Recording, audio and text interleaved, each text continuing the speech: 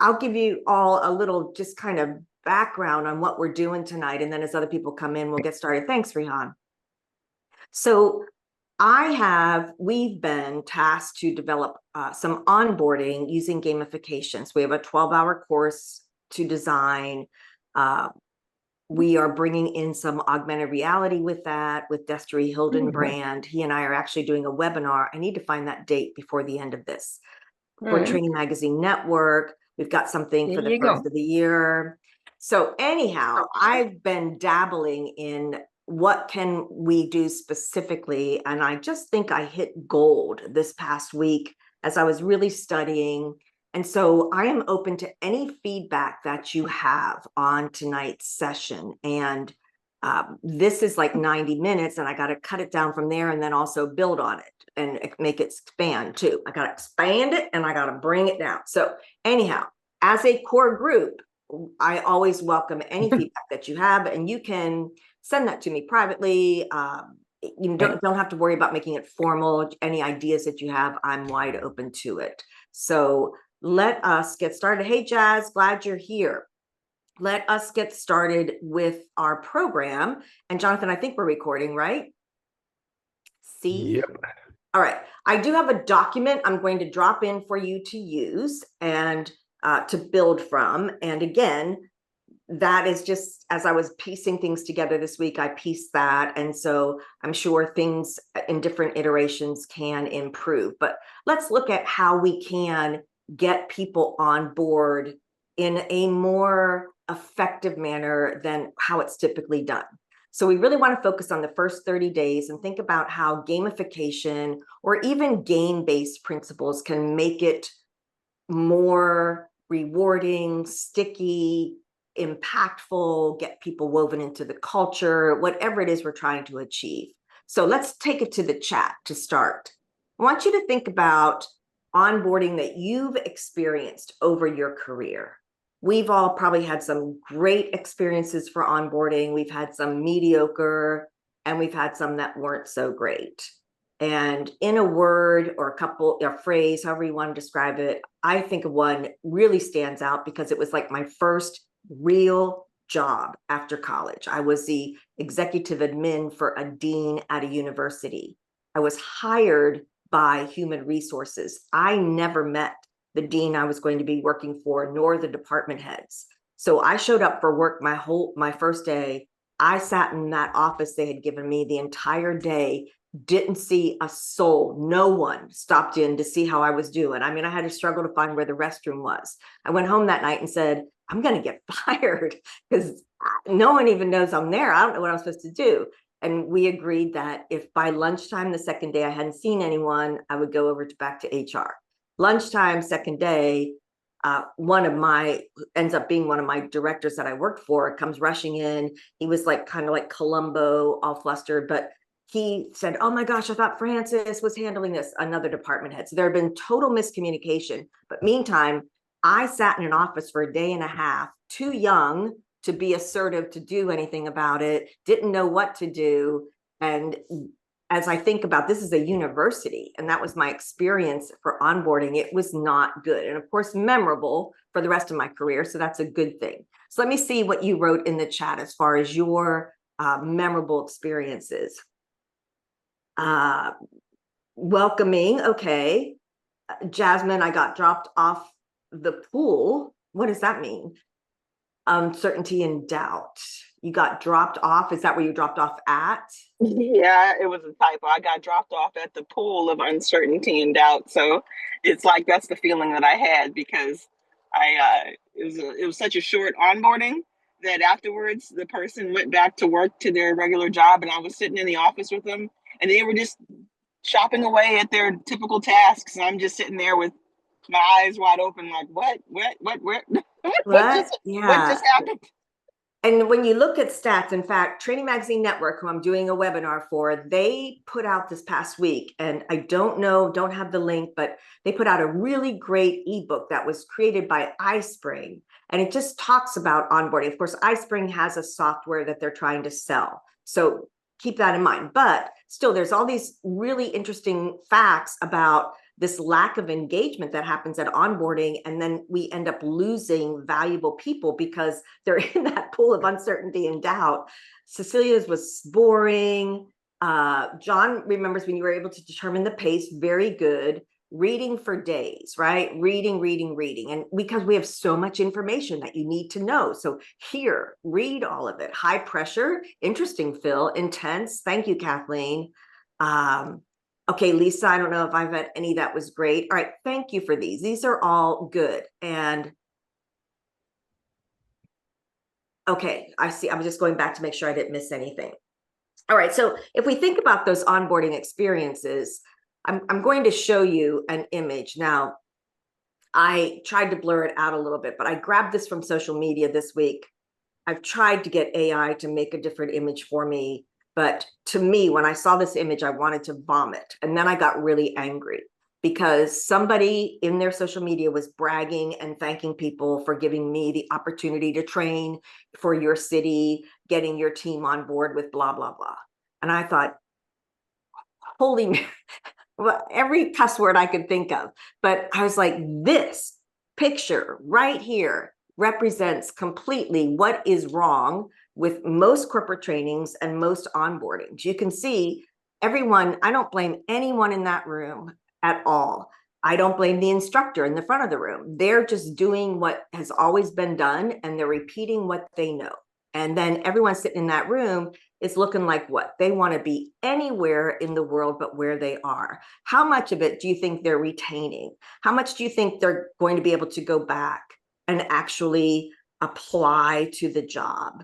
What do you think that they feel like they understand the culture or what's expected of them? How are they going to hit the ground running to do what they were hired to do after I've had you sit in a classroom like this? So this picture represents to me everything that's wrong.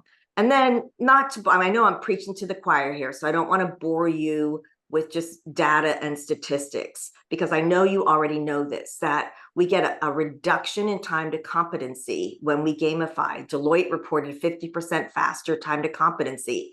And it's critical right now, especially in these roles where they're more trade-based roles, where I hear it's 6 years to competency, 12 years to competency. Well, it's impossible. No one's staying with you for 6 or 12 years. So how are you going to have that kind of time to competency? Higher engagement with gamification, that was reported by Forbes. And then Cisco Smart said that they saw a greater retention in what was learned by nearly 50%.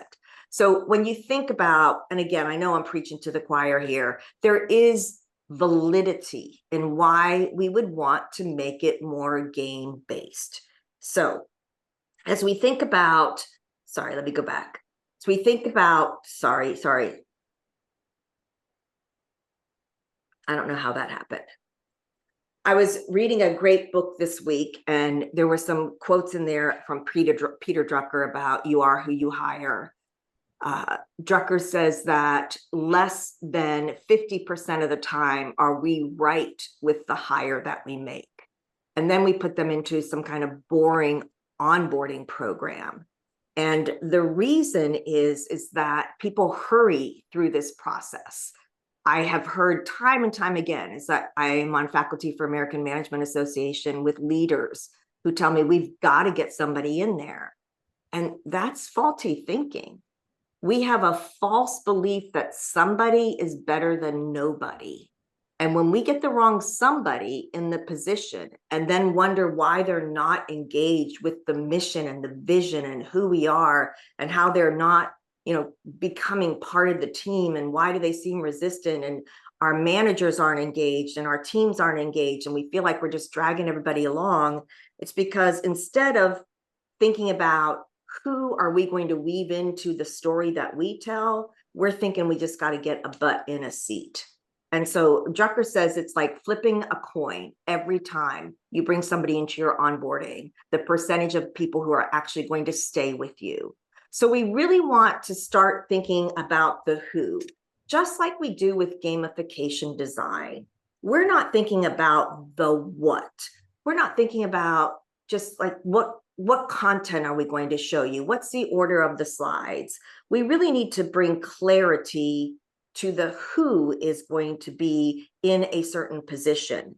And we really wanted to start to design our onboarding for that kind of impact, really to have a blueprint of the role and the mission, and think about, to have really exceptional onboarding, we want to have a purpose to the onboarding, not just to get them to payroll and make sure they've filled out their health forms and they've got the OSHA requirements for the position, not just the nitty-gritties, but what's the purpose of their role? What's the purpose of our organization? We want to design with this intention and really think about who we're designing for. So what does that come back to? It comes back to everything we do with gamification design, and that's developing a persona. Rather than just filling seats, filling positions, we should be taking onboarding back to the same as we do any training. We should have a persona that helps us to navigate the detailing of how are we going to mark this person in the win column? What will help them to succeed in this organization? How do we know they're going to fit into the culture? So we really want to ask the why of, rather than just a basic job description, why not dig deeper? Why not really think of how we can look at the real abilities and the skill sets and who is going to fill this position, rather than just going through endless slides. So I want to show you 3 examples of award-winning onboarding. They are completely different types of examples. I'm going to give us some time after each example to think about it and talk about it and think about how you might use it. And I know that for a lot of us, we are designers and we have our own design agency. We have our own consulting. We are instructional designers and we're independent.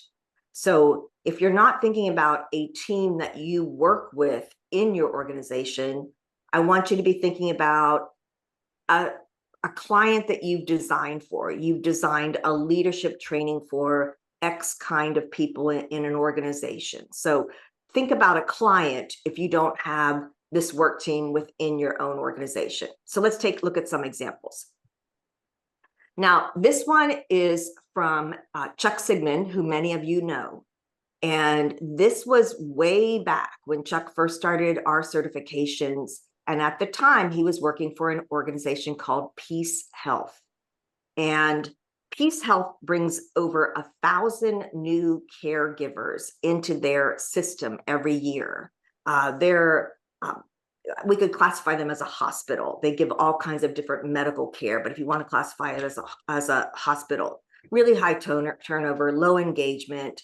So they thought about, how could they reframe this? So they decided to reframe the onboarding and create this historical journey of the Peace Health founders, who actually were nuns. So the nuns used to travel the country in trains. They got around a lot by trains. So they created this whole illustrated story map and had live storytelling by leaders and frontline staff. And it totally changed what was like a passive slide after slide after slide onboarding into an immersive emotional experience. So people really got to feel the mission and the vision and the values of this organization. And they saw a complete change in how people responded to the onboarding. And it actually got the time reduced for onboarding down to 1 day. So it was 1 day of a journey map of people understanding, this is who you are now a part of. This is how your role plays into what you are a part of now. So rather than just a traditional onboarding, passive and impersonal, they turned it into a complete journey map. Now, what I love especially about this was a friend of the hospital, a friend of Peace Health, who actually hand drew this design. And today, what would we do? We would take it to AI, right? We'd say, I need a journey map. I need this and this and this in the journey map, which is great. that's great. We didn't have that. And so as Chuck and his team were thinking about how can we show this journey map, a friend of the hospital, a friend of Peace Health, said that she would draw it, and she came up with this map. And I absolutely love it. It's been one of my all-time favorites of anything I've ever seen. They just totally reimagined it as this storyboard. So we're going to go into breakouts in just a minute. But I want you to think about if you had to create an onboarding and you thought, you know what, I want to create a visual journey. I want to create a journey that shows cultures and values. If you think about the journey here, and we could use for our organizations, we would have different metaphors than what they have here. But if you think about what would be your church, right? Like, so down here, this is an important part because these were nuns that started this. What are your mountains? What are like maybe some big challenges that have had to overcome? What's the community center? Why do you exist? How are you part of your community? Do you have a bridge that ties things together? What are your values? When you think about imagining a journey map for either your organization or a client you've worked with, what are some things you would sketch out to include in that you would believe are important part of your culture? And what Peace Health wanted with these 1,000 new hires every year was to weave people into that culture and for them to understand who they are a part of and who they are in that culture. So I want you to just take about 5 minutes in your small groups. Jonathan's going to break us, or Renee is, into smaller groups. And if you think about either your team you're currently with or a client you designed for, and you were going to make a journey, a visual journey, what would be some elements you'd want to include on that? I'll ask for some people to debrief your ideas when you come back. Did you share in your groups, or did you share some ideas? We talked about more of what the expectation was. Like if you were doing a new hire, what would I would have your beginning point, but then in 30 days, how would I be assessed? And then, how to test out and things like that. So we were looking more at I guess, how you progress versus the actual visual of it. Okay. All right. Monica, Good. I was part of that discussion. I think Yeah, no, Lisa was, yeah. I think part of it for me is what type of client is it? That would determine like what the map would, what the visual would look like. Right. Yeah. So I think about, I don't know if you're still volunteering at the airport, are you? Yes. Yeah. So, and I don't know how many people volunteer also, but like to bring people on board into that type of position. Yeah, so that's something I'm working on. So I would, my thought, for what I want to do there would be establishing ranks. Like, when you onboard, you're at at a private first class rank. Once you go through this training, then you're moving up. But I think that I need to kind of work through that with leadership to see how they would feel about that, because some of our volunteers are really weird in terms of I'll just leave it at some of them are very weird. Yeah. I think the nature of the organization and why it's important that they're there. Who is this organization? What's our history? Not just a timeline of history, but the richness of it and the people that you serve. Yeah. So some of it would look a lot like, a military base or a camp of some sort.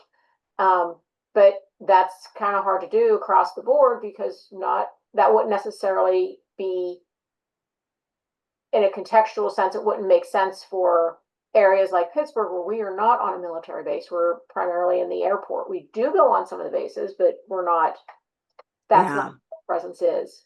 Yeah, you'd have to think about how you want that to look. Maybe it's more like a map of the United States or something. I don't know.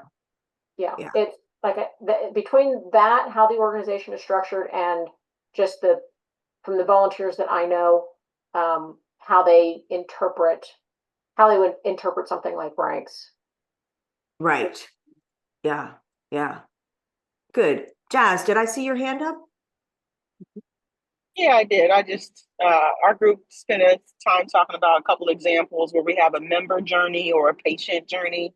And in my example, I elected to start at the end of the journey, which is the patient being able to receive the uh, the medicine that they need. So in my current role, the company I'm with is a nonprofit pharma company that makes insulin, and their mission is to lower the cost of insulin and make it affordable for all, so that no one has to choose between buying groceries or paying their Right. electric bill or their utility bill over buying insulin. So, for me, having the patient there visually and having them feel good about their decision. Oh, I can have my groceries and I can have my insulin.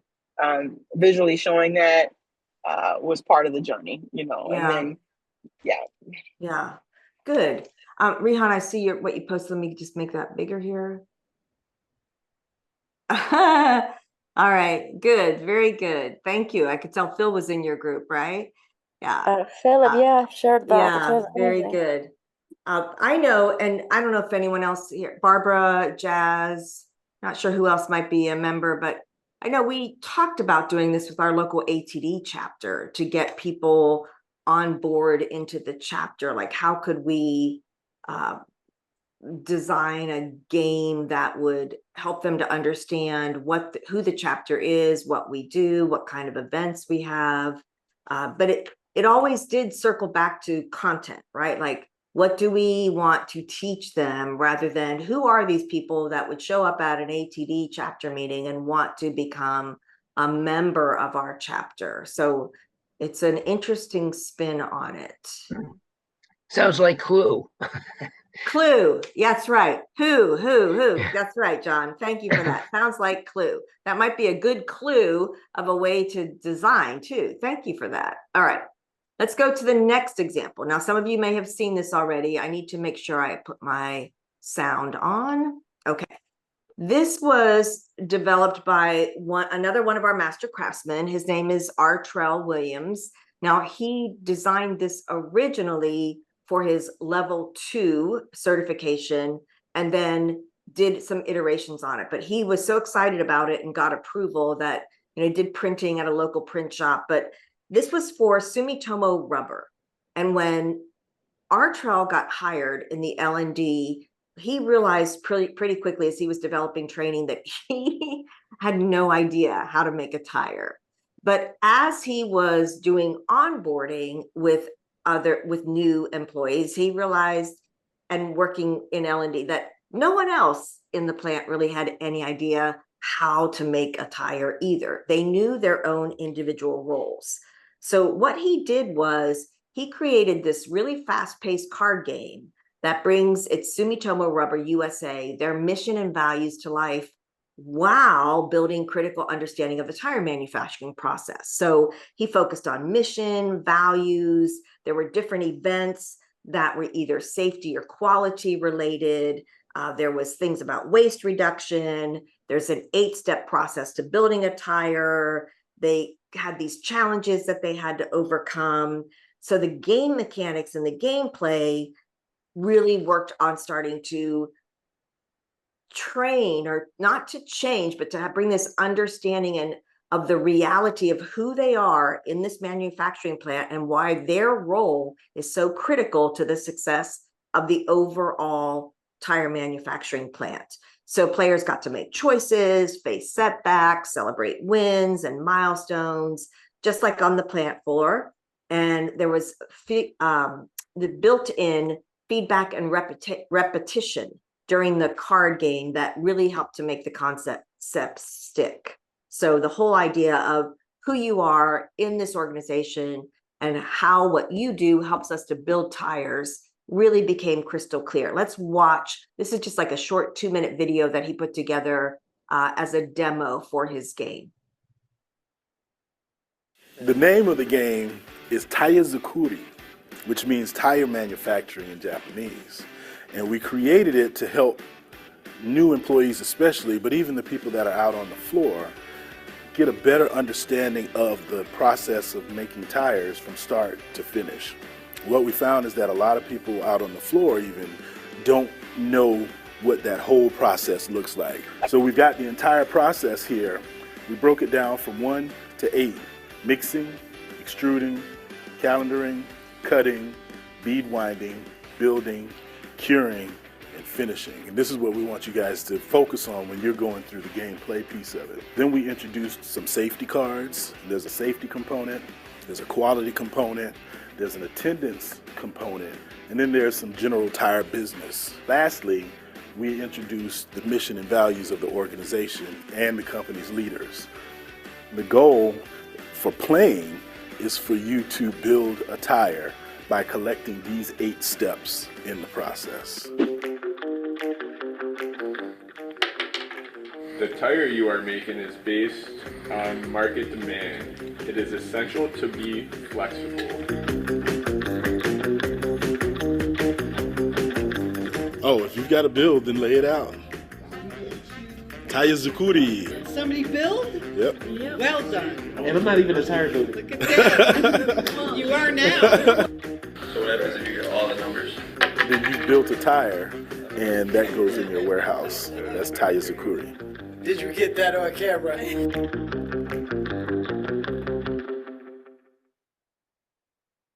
Our trail won the Gamicon Throwdown in New Orleans for low-tech gamification year before last. So as we think about this Taya Zakuri, what makes a card game like this effective in your overall onboarding?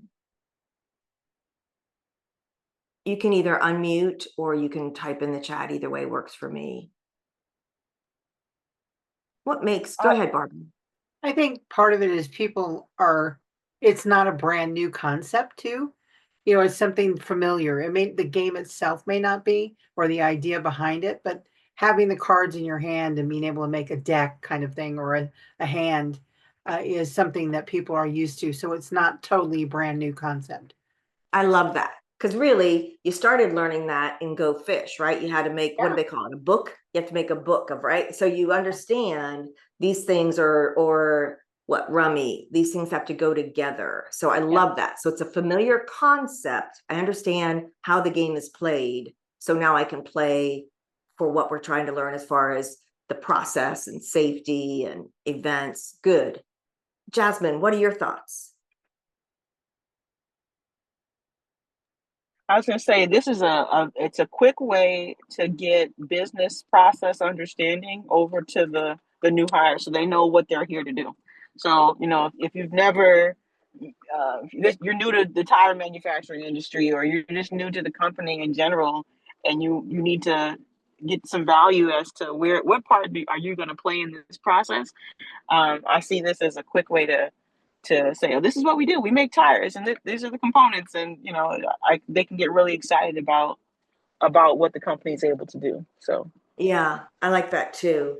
How many times who has worked in an organization where, you know, we have those traditional silos where every people within that's all they know is within the silo, and even those silos get pitted against each other. We have sales against operations and customer service against like management leadership. Like, you know, we can't do that. These are the policies, this is what we have to do. And we lose sight of the customer, right? We have these individual silos rather than everyone's role is important. And when we understand that importance, we're better together in it. So I know Lisa was saying, like, who are we designing for? If you don't have an organization that you work within and you work alone, you're a designer, how maybe could you develop some kind of card game? What would you want to include in that?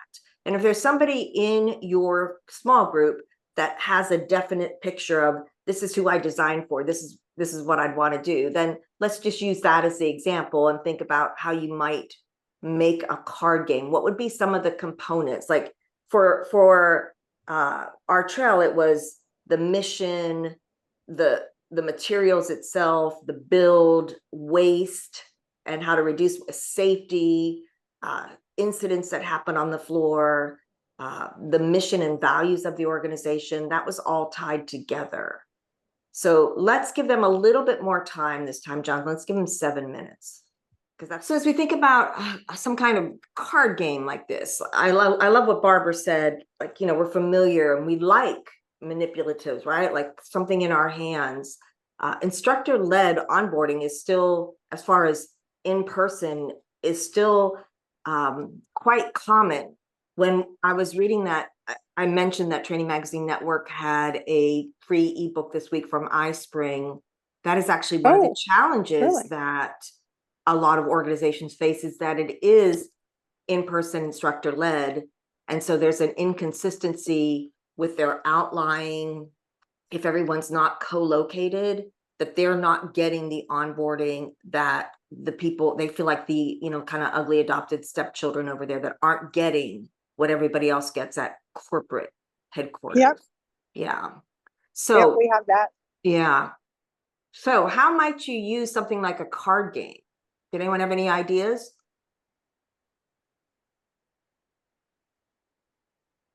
Who would share? I will share.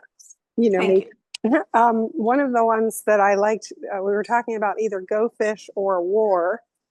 So the idea of picking up and trying to get all the pieces that you need. And we use that for a couple different examples. One is customer service. Another would be for tools training. So you need a certain number of, you need to understand the items that you'll find in the tool. And so you have to pick those up and play Go Fish to get the right things that, and maybe they're in order. Like you know, similar to what our child did, where you have to do them in a certain order. And we have a tool that we're about to launch that has that, where you have to do certain things in a certain order in order to get the outcome of a product recommendation. Good. Very good. What I really like about what Leah shared is that find a solution in the card game, fish for options. Not sure what you're saying, Barbara, but I think I know what you're saying. But again, I think what it comes back to is that we don't have to start with a blank page.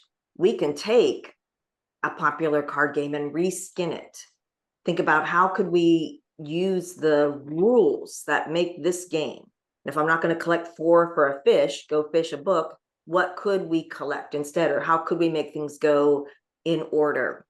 We've used Flux, the card game Flux. We've used the card game Werewolf and have reskinned those for different teaching in trainings that we've done. So we didn't come up with all the rules and the gameplay. That was already done. We just took what was already done and recreated for what we were doing. What do you have, Rebecca? So, you know, I do mine for cybersecurity, but this one could be rolled into an onboarding style of training. So last year I created the Cyber Quest, where we fought the different monsters. We travel through different lands, we fight different monsters, and you collect virtual cards. These cards have stats on them. And so one of the things that I'm looking at this year is actually doing it where there's actual gameplay where people can battle their cards. And so that was something that I thought about. You can do, it's for like building a tire or something like that, that's very operations based. Those types of card games work really well. But if you're doing more theoretical things, having things battle out or scenario based, you can do those with card games, and it's more of that RPG style, Pokemon, Magic the Gathering style of card games. And that works really well when you're kind of building out the concepts of things. I love that. And I would love to see that gameplay, because you know there are people that would buy into that. So, right, like you can see their faces when you're thinking of it right now of why you'd want to add that to the design. That's really good. Yeah, I love that. I think for salespeople, that would be a wonderful one. They're so competitive. I've worked a lot lately with seems to be, well, probably because I was in Houston, but last time I was in Houston, which was just a week or so ago, was just all oil and gas industry. What was so I'm not going to say disappointing because that's too strong a word, but is that there was no room in these leaders' minds for growth and failure. It's like these people need to understand this and they need to get it right. And you look at them and they're all, I would guess in their early 50s, early to mid 50s. And I'm thinking, how long did it take you to get it? And to expect that new people that are coming in are not going to make any errors and not have any kind of. I love that Yeah. question. I love that question. I would almost maybe be bold enough to ask it. Well, I did in a roundabout way, Leah, because I was with them for 2 days too. So, when I first had, I thought you can't just spit it out there, Monica. You're going to have to work on the refinement of this. But that's exactly it. And, and they start having those aha moments that are really valuable. But you think about how many of those managers are out there. And if you've ever read that book by Jim Clifton called It's the Manager, 67% of the time, that's just an overall average, goes up and down, that people leave a company in an exit interview, they say, it's my manager. Now, I'm not saying it's all the manager's fault. I'm not saying that, but there is a disconnect between the manager and the employee. And also in that iSpring ebook that Training Magazine had out this week, and you can go out to Training Magazine Network. I don't know the name of it.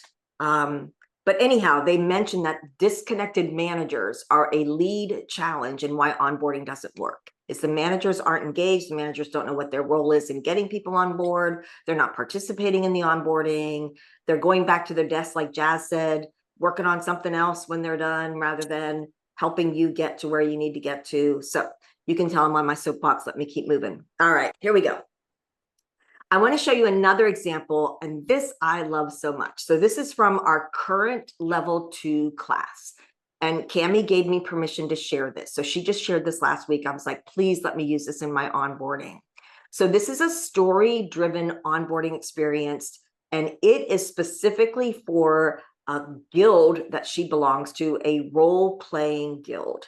So this is for new members to understand the culture and their consequences of their choices as they make different judge responses. So we'll walk through this together. I'll give you a chance to answer some questions. The purpose here is to think about what are the values of the guild. And so it was born from a need to promote healthy values-based behavior in role-playing communities. So it's an onboarding experience that's wrapped in a game. Players learn about respect, boundaries, community, and immersion through this story-based challenge. So the main goal, when she looked at what her goals are that 80% of players will correctly align with the 4 values, which are respect, boundaries, communications, and immersion. And 80% will retain at least 4 of the 5 bind leaves. When you answer a question incorrectly, you lose a leaf, and they'll receive this value aligned feedback. They get feedback from the council. So the 4 values are represented by council members. And so they want the new players to understand what makes our guild successful, are certain behaviors. So the basic gameplay is there's 5 scenarios. The vines have 5 leaves. Every time they make a poor choice, they lose a leaf. When they align with the 4 values, they earn an immunity token, which restores the vine. They lose all their leaves. They get voted off the island. That's the name of the game, voted off the island. So here's an example of one of the questions.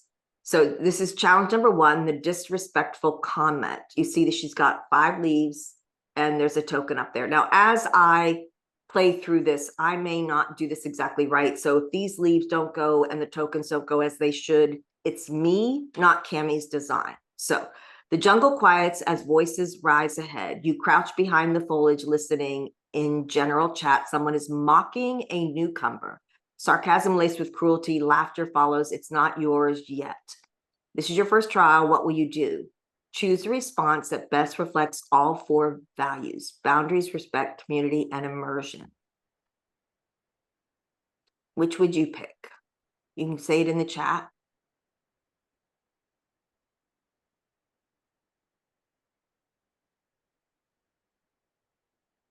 A, B, C, or D? What should I pick?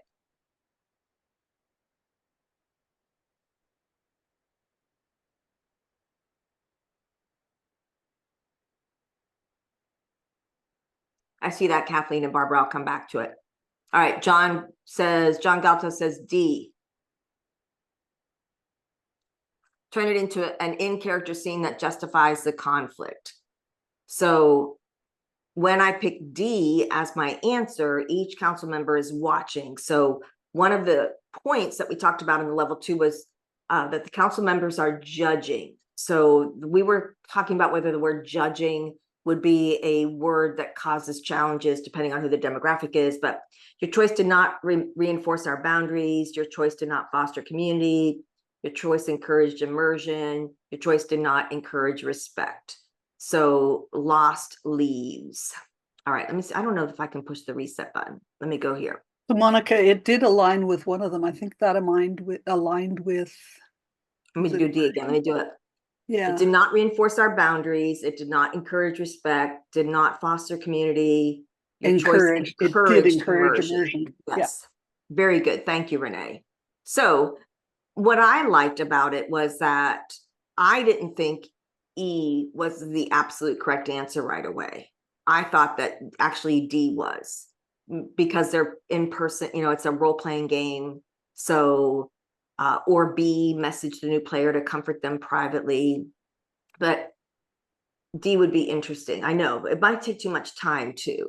Like if we message the new player to comfort them privately, your choice maintained our boundaries. So see, she did he maintained boundaries, but it didn't foster community. It didn't invite immersion. It did not encourage respect.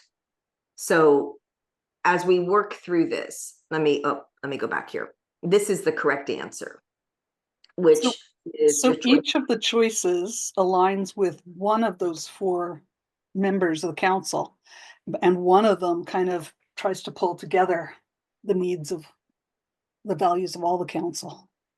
Except for A. I just chose A here. Laugh and join in with your own sarcastic. Yeah, right. True. Did not reinforce boundaries, did not foster community, did not invite immersion, did not encourage respect. Sure. So, but good point, Renee. Very good point.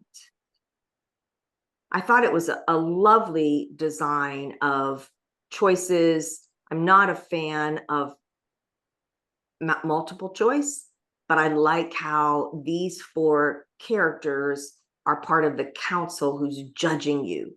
Boundaries, respect, community, and immersion. And it is for an online role-playing game community. So as we go through here, let me go back here. If you think about this teams that you work with, would your team survive the island, or will your team get voted off the island? What do you think about the value of this kind of asynchronous e-learning program? This is done by individuals on their own. Can it create an affecting culture building? Can we get the culture that we want from something like this? Do we think that we could introduce something like this into onboarding to reinforce concepts or reinforce who we are as an organization? What are your thoughts on that? We're not going to go into breakouts. My gut feeling is it would be better as a group, even if it was still online, but like multiple people, because the discussion around, like we just had, I think elicits more thoughtfulness, more reflection than if I was just picking on my own. Right, good. Yeah, because if I just pick on my own, I can see how the council judged me. But what if I really thought I was right? Rightly, like not maybe join in with the sarcastic jab, but you know, I feel like since they were brand new, me sending them a private message would be the best way to say, hey, hang in there. Sometimes we get off course or something like that. Somebody who's high acceptance like me, I can see me sending a message like that saying, hey, you're doing good, hang in there. And that so having somebody to discuss it with Leah could be really beneficial. Cecilia, go ahead. I'm not sure if it's sorry. Go ahead. If this were used by people alone, I would add artificial intelligence, chatbot, Oh, because I don't know who was talking before me, Leah. Leah, yes. That would add that piece of conversation without actually having to make this multiplayer. Or, I don't know if I'm explaining right what I hear what you're saying, because again, I'll go back to, I like it. yeah, like I really like, why was my answer wrong? At least I could ask that question and then have some interaction. Yes. Yes. Yeah. With Yeah, a I like that. chatbot trained Yeah. on Yes. the company's values or Yeah. Yeah. And that could be one of the way it responds even, right? Have you noticed that chat's your best friend? Chat tells me what a great idea, right? But that your chat could respond that way, like that's a nice idea. And to really support all 4 of our values, you would want to do, something, but help to steer people in the right direction. I like it, Cecilia, very much. Okay. My thought Go ahead. process. Sorry. Sorry, Rebecca. Go ahead. Tell me. Go ahead. My thought process was, if you're onboarding, you wouldn't vote anyone off the island. So Right. it should be inclusive and not exclusive. So that would be a thought that I would immediately have, is we're not voting people off the island, because these are brand new people. I don't want them to be like, if you don't do what I say you do, you're gonna be voted off my island. So I would instead, market it more of how I can include them into these cultural values, and maybe it becomes the opposite, as the council does something and then you have to make a choice of what you think is going to happen. Still the same type of gameplay, but maybe instead of losing leaves and being voted off of an island, maybe instead, if you do the correct choice, you get a leaf and you're able to swing to the next land or something along the lines of that, just so that people, when they're coming in, they're brand new, they're not going, these people gonna kick me out. I know there's love it. not really psychological safety there at all, right? Well, and yeah. Sorry, I have to react because I love what she just said, because there are a lot of us who are going from a job that we were laid off from. So you want to create psychological safety in the new job. You don't want to suddenly make people feel like, oh crap, if I don't get this right, I'm out. I'm out. Yeah. Renee? I want to piggyback on what Rebecca said. So first of all, just this isn't an onboarding for a job. This is right. This is for players of online multiple player games. And so it's about learning the culture in that gaming community. So a little bit different. But the one thought that Rebecca, that you triggered in my mind, was, rather than having each of these characters say, nope, didn't agree with me, nope, didn't agree with me, it might be just the one character that agrees is the one that pops up and says, hey, I'm with you. That's the one that I suggested. Oh, I hear what you're saying. But I see that the others have other thoughts. So, right. Something like that. So that's really good. You get Yeah. 1 leaf if one of them agrees, and you get 3 leaves if they got 3 leaves, 4 leaves, whatever, if they all agree. All right, I want to go a different, but Phil, I see your hand. Go ahead. I'm kind of going to go against the grain here. Good, because I was going to go against the grain too, Phil. Go ahead. Yeah, you knew I was going to. So I don't believe it is that culture and values should not come from training. Culture and values should come from your managers, all your executive management, and they should show everybody that comes on board what that expectation is. It shouldn't come from a trainer. We've had issues with this for years about getting trainers to provide values and corporate values and that type of thing, and it doesn't stick. Another thing is, and I know I come from a different industry, so when we get new hires, I don't mean to be mean, but we're going to make sure that they're going to do the job, that they can do the job, and that we can trust them to do the job. If they can't do the job, we don't want them there. And it's that simple. So yeah, we are going to train them. It's going to be intensive. They're going to learn the culture with our managers, talking to them, and if they can't cut it, we kind of want them out the door. Sorry Well, about and I that. think that goes back to, thank you so much for that, Phil, because I agree. So I agree with everything everybody said. I agree with Leah. I agree with Renee. I agree with Rebecca. I also agree with Phil. And I think it goes back to, who are we hiring and what is their role here? And why is that role critical to our success? The one thing that I think that Phil makes so clear is that training can't provide it if managers aren't going to set the tone. If I'm not setting the tone of the culture of the work team, I don't care how much our trainers talk about what our culture is. As soon as you get on the job, you're going to see that's not what the culture is if the manager's not backing it up. The other thing that I was going to just bring into this is, I don't know if you all are familiar with a company called Zappos. They're based in Las Vegas. They're a shoe company. They were the first ones that would ship you like 3 different sizes, and then you could ship back the 2 that didn't fit, long before Amazon. Amazon did buy Zappos, but Zappos still retains its brand name. But when you interview at Zappos and you get hired, their onboarding, I think, is 2 weeks. I'm going to get these 2 numbers maybe transposed, but I think their onboarding is 2 weeks. If after those 2 weeks, they don't think you'll be a good fit, they'll pay you $3,000 to leave. If you don't think you'll be a good fit, they'll pay you $3,000 to leave. Why? Because like what Phil, they know if you're not going to cut it, if it's not going to work out, it'll cost me a whole lot more than $3,000 for you to stay. So, but you would know that going in.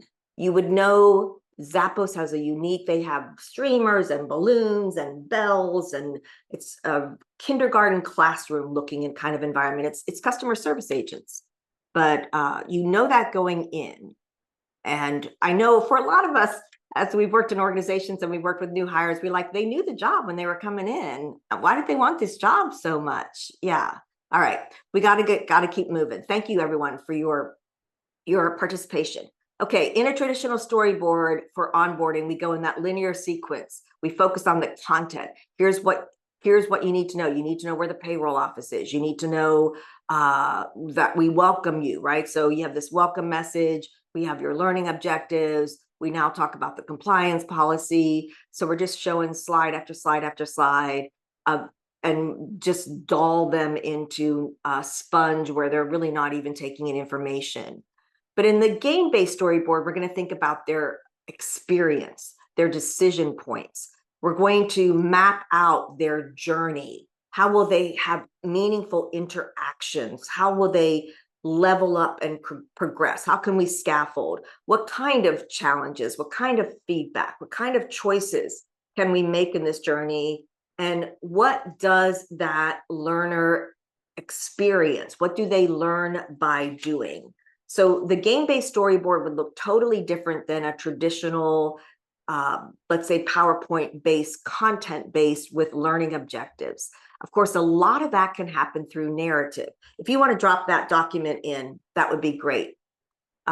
Renee's going to, or Jonathan's going to drop a document in. It's PDF fillable if you want to use it during our time together today and add information to it.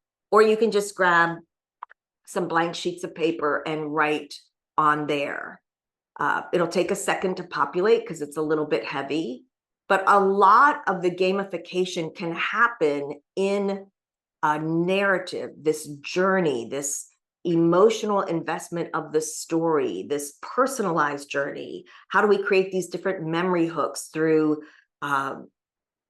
like visual pattern repetition or different images that they can hang memories on, or even acronyms, whatever we're doing for those memory hooks. So I am giving to you a document that's called the Game Garage Onboarding Persona Builder Worksheet.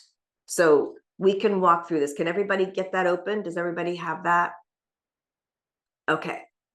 Let's just go through it piece by piece. It starts, of course, with the story.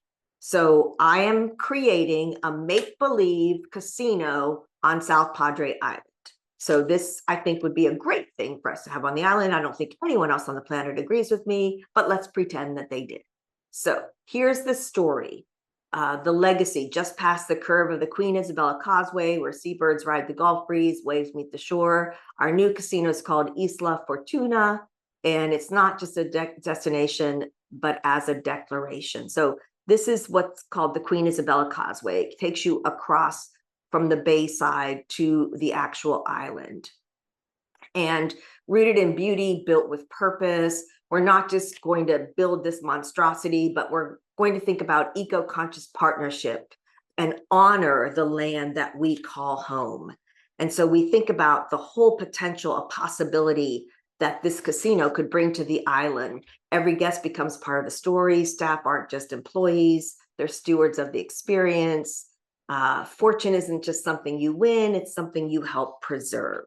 So that's the narrative that comes with this. Then we start to actually think about how would we gamify it.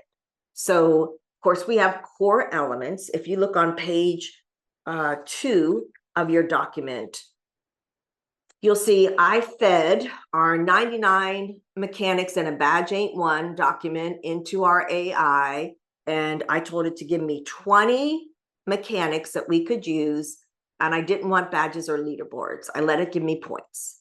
But so it took the 99 mechanics and it gave us these 20 choices. So we think about what kind of core gamification components, mechanics do we want to include? Do we want competition? Do we want an in-game currency? Definitely, I think we want progression in some way. How about that social connectivity of old and new, new and new? I know I've gone through some onboarding that I am still really good friends with the people that I went through that particular onboarding experience with, because we had to overcome challenges and we stayed really close together then. So then we have our persona, which is on page 3. You've got different ways that you can build with their motivators, but think about the overall who that we're hiring for. Why does this role even exist? What objectives do they need to accomplish? What are their skills? What's their personality that's going to fit with our culture? Does everything we've done align with who we say we are as an organization and where we're going? And then, of course, we have the core motivators. So the motivators are on page 3 of your document. The rest of the persona is on page 4, 5, 6, and 7. Now, I have those pages blank, so you could use those to fill in for a persona that you're designing for. But if you flip all the way back to page 8, I gave you an example of this young person on the screen. I did not give him a name. What name should we give this young man? Who has a name you want to give? Kyle? Kyle. Okay, this is Kyle. And he is a customer service associate at our new casino. So if you look at page 8 of that document, you're going to build a role-based persona for onboarding. And this is who you're designing for. You're designing for this customer service agent, Kyle. The mission of the customer service associate is to help help guests feel informed, welcome, and excited about their experience with the casino. What's their objective? To reduce response time to customer inquiries by 30% in the first 60 days. So we're going to focus on what success looks like in his new role. What are skills? He needs to be proficient. It's a customer service tool called Zendesk. It's number 3 on page 8. And CRM platforms. I just went with Zendesk because it's popular for people who answer phones in these kind of organizations, and troubleshooting workflows. So this is who you're designing for. I've given you the information on page 8 and page 9. But what I want you to do is think about, how would you design onboarding for this person? You can pick different motivators than what I picked, but I have his motivation profile as social contact, tranquility, and status, which I think for a new casino customer service agent, social contact's good because he's going to be on the phone all the time. Tranquility because he wants to be able to give definitive answers. He doesn't want it depends answers. So he wants to be able to keep peace and make sure that he's successful and they're successful. And then also status. He's going to be representing this brand new casino. So I think there's some status motivator there. In your small group, I want you to use this document. And really, if you start on page 8 and 9, it's a great place to start. And just think about this whole persona. This is the who that you're designing onboarding for. If you think about designing onboarding for Kyle, do you think like creating a customer journey map that takes him through the journey of why we built this casino on the island, who we are from as far as our founders and who we want to be on the island? And we're not here to destroy the island. We're here to give back to the island and to respect why we're here. Or do you think something like a card game that would maybe give him different challenges of different kinds of questions customers would have and how they could potentially answer those? Maybe it would look more like a board game than a card game. Or do you think you'd want to take it to like an e-learning program, because your CSAs, they're going to be coming from all over the world into this casino once it's finished. So you want them being onboarded before they even get on site. You want to be doing some work ahead with them. So I want you to work in your small groups and think about how you might develop some training for this particular individual. Remembering who he is, social contact, tranquility, and status are really important to him. We kind of like the idea of maybe something like something online like e-learning where you could have a scenario framework. That way you could feed in create a database with different questions, different scenarios, different effects. You maybe have a manager talking to you, providing information, all sorts of different things that you could feed into that framework behind the scenes. And that way they could actually collaborate with a team or other people as they come in. And so, you get customers that are grouchy. Well, how do I handle this? So I'm going to phone a friend and see how that's done, that type of thing. Is that kind of like a chat GPT for the rep almost?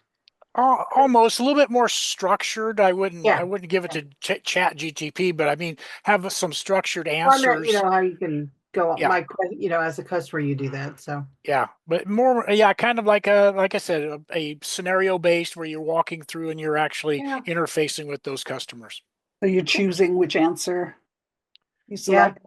Oh, you could, absolutely, yeah. Mm-hmm. Yeah. Lisa and I, sorry, Lisa, are you unmuted? Go ahead. No, that's fine. Go ahead, Barbara. We kind of talked about, Monica came in and had to talk with us a little bit about it. We were losing focus Friday afternoon and all. But we actually started thinking about how long it would take to build a casino and when you would actually need to start hiring people. So they were there and ready day one kind of a thing. So we thought, because a lot of times customer service are not located in one place usually anymore, that you could actually do like a virtual or a recorded view of the casino, so that that person who's going to be answering questions about the casino has had sort of that experience of going through and seeing through the customer's eyes what they would be able to see and how the excitement is and the colors and the seating and those kinds of things. So they could explain that. Like a virtual reality tour. Yeah, like a virtual reality tour. Been there, or even recorded if if they've you never can. been there. Sorry, I'm so bad. What did I miss? We were just talking about what we all discussed. Okay. Well, I guess the question I have, we're talking about the VR stuff, is, are these agents, are they going to be in person in front of the people at the casino, or they are just going to be call center?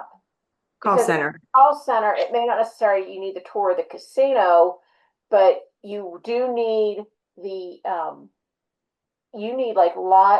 I guess go back to like some of the other recorded calls. of the difficult situations that the agents get, and put those into a game. Like it just randomly comes up. They take a call, and they get this random person, and it could be a pleasant call, it could be a angry call. Turkey, yeah. Yeah. And then I think about how cool would it be, you have to of course look at budgets, but should every CSA spend a few days at the new casino to experience it for themselves, kind of get maybe not first class service, but general public Experience. kind of service. Yeah. Yeah. If I'm going to help to be the person to experience, have you ever gone to a restaurant and you ask the waitress, well, how is X, or waiter, and what do they, I've never had it. Just lie to me. I'd rather you lie than say you never had it. It's like secret shopper. Change the question. Say, what's your favorite idea of the menu? What's your favorite thing on the menu? Or you can say, everyone who has tried that gives really favorable reviews of it, right? I mean, like, okay, you're not comfortable with lying, but to say, I've not tried it, I've never been there, I don't know, I don't even know where South Padre Island is, actually, right? So I think giving people that experience, and VR might help with that. Yeah. Or even after you left, Lisa and I said maybe a recorded tour, like somebody actually walks around the building. And because sometimes VR, you can't really, I don't know how it all connects, but but you could actually just simplify that and say, here's a recording of. So and I liked Phil and his team's idea about their being able to have like a phone a friend kind of situation if you get a call where you don't know how to answer it or something like that. So additional support kind of stuff. Yeah, and kind of building on what they had. So our group kind of thought about it being a casino concept itself, like almost like either a board game, whether they're in person as a board game or it's a virtual board game. So it mimics the look and feel of the casino. So you could use virtual reality to have them go for different spots. So kind of as you talked about that storyboard, that is the storyboard. Your casino is the story. And then it's different aspects as a customer of what you would go through. And then when you get to a certain place, you would get a scenario. And let's just say for that status and that tranquility aspect of it, we were thinking, they could draw cards of what character they play. Maybe they are the knowledge base for that one. And maybe this person is the disgruntled customer, or maybe this is the catering manager and you are, this. So everybody gets to play different parts throughout, and that may be random. So they get to play the scenario and then talk about it and get feedback from each other. So you're getting that person who is into status, they're feeling good because now they can give feedback and show their knowledge. And then because there is no badness, it starts with that tranquility. Everybody is aiming for a nice resolution. Good. I love it. I love the idea. Now, of course, I have Wheel of Fortune in my head. If you walk through a casino, Wheel of Fortune. Yeah, that's really good. I like that a lot.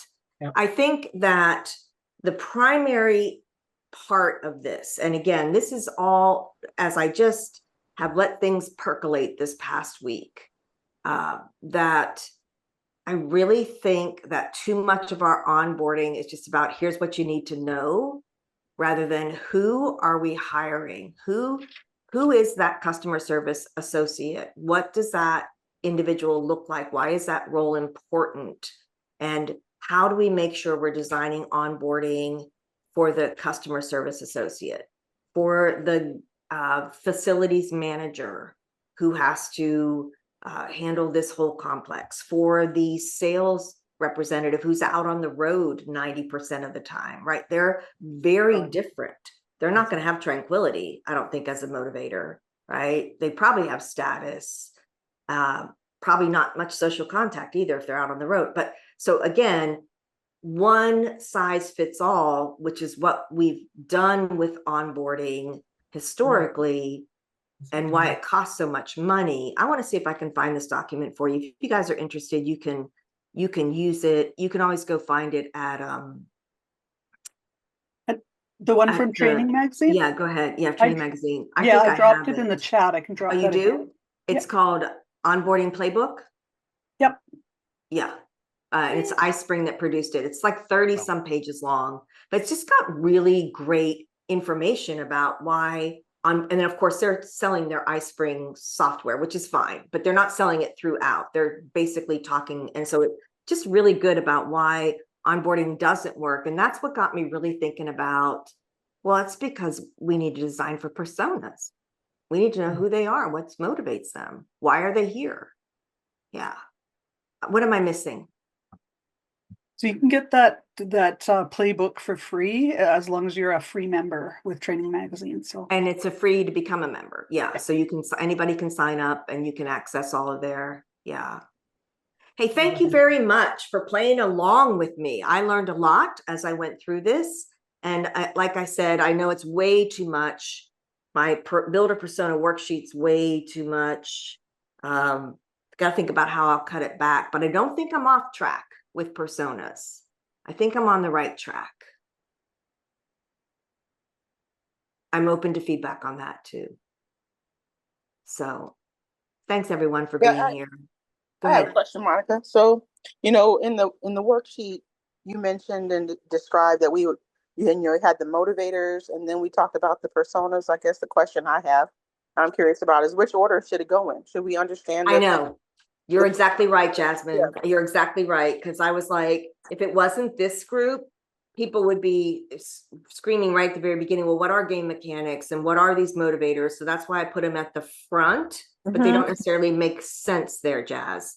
Because I want them to think about the individual, but then also if we're going to develop a persona, like if I was hired by this new casino that's being built in South Padre Island, I would be doing Reese motivational profile with some of these customer service associates to see who are these people so that I could work in those Reese profile as part of my overall persona. Okay. So it's a mess. I agree with you, Jazz. Not a mess. I was just curious. Not a mess. It's a little bit of a mess, yeah. And I didn't know how many mechanics to give, right? Like everybody, there's 232. How many do you, I don't know. Yeah. Thank you for that feedback. Very good, Jess. Yeah, you're welcome. All right. Thanks, everyone. I do have a webinar coming up. I think it's September 12th, maybe, with it's the 4th. It's my birthday. Is it September 4th? It is. Okay. Happy birthday. September 4th. So it's Training Magazine Network. Of course, it's totally free. I'll be doing part of it, and Destry will be coming in, bringing in augmented reality. So I think that'll be a really fun feature. I'll stick more with, like, I hate to do this, but like white collar, and then he'll do probably more of like the trades type of how it really, especially with time to competency. It's just so critical when I hear, they got to know this whole panel. Well, who's going to remember that whole panel, especially since I haven't looked at one for 6 months? How am I going to? I make one small mistake and it could be tragic. So yeah, very good. Thanks, you guys. Appreciate you so much. We'll see you back here. Jonathan has a toolbox tutorial. Everyone is a member. So Jonathan's toolbox tutorial on persuasion language is this coming Tuesday from 12 to 3 Central. Next Friday, the 20th, not next, but the week after, one of our current level 3 master craftsmen, she just certified. Her name is Michelle Zhang. She developed a really great low-tech instructor-led face-to-face. She actually created like this journal for her leaders who were taking this course that actually documented behavior change and how they interacted with their team members, which I love, because we always, people want behavior change, and which is really hard. Like if you're a jerk, you're probably going to be a jerk, and unless you really didn't know you were a jerk, and now you have that aha moment and you start thinking about how you can do things differently. So that'll be Michelle on the 20th. That'll be really fun. And then we also have coming up in July 4th, we're taking off, but then Frank Parker and Julie Allen will be here to show us what they've been learning in the Go Brunch hackathon. That's not the right word, but they've been out there digging Hackers group. What is it called? It's a hackers group that they're in. I can't remember the name of it, but they've got some very cool stuff. Yeah. Very cool Actually stuff. hacking? Well, they Go call it brunch. the hackers, but it's this guy pretty much who's learned how to You know how like when you work with something and you think surely it can do this? Well, he's figured all those surely it can do these things. Yeah, they're doing all out. kinds of stuff Yeah. in Go Brunch. Yeah. Yeah. Involves a lot of JavaScript. Oh, it does? Yeah. Oh, don't talk about that. Well, at their level, there's stuff you can do without that.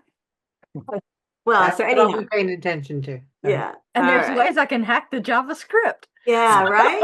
Right? I'll just feed it in the Copy chat paste. and say, what am I supposed to do with this? Yeah. All right. Thanks, everyone. I hope you have a fantastic weekend. We'll see you back here again soon. Thanks so much. Have a great Thank you, weekend. Monica. Bye-bye. Good weekend, everybody.